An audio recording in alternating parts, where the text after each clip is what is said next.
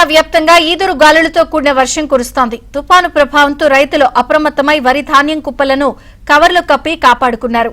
కొన్ని కేంద్రాల్లో వరి ధాన్యం పూర్తిగా తడిసిపోయింది. కోత దశకొచ్చిన వరిని కోయలేని పరిస్థితులు ఏర్పడ్డాయని రైతులు ఆవేదన వ్యక్తం చేశారు.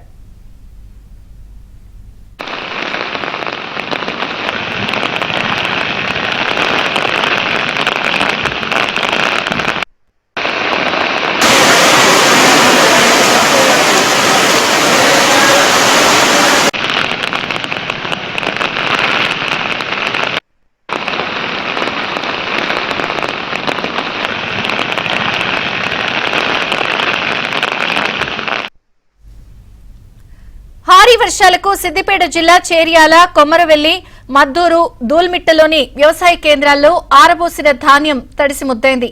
కొనుగోలు కేంద్రాల వద్ద సరైన ఏర్పాటు చేయకపోవడంతో ధాన్యం కొట్టుకుపోయిందని రైతులు ఆవేదన వ్యక్తం చేస్తున్నారు. తడిసిన ధాన్యాన్ని ప్రభుత్వం కొనుగోలు చేయాలని వారు డిమాండ్ చేస్తున్నారు.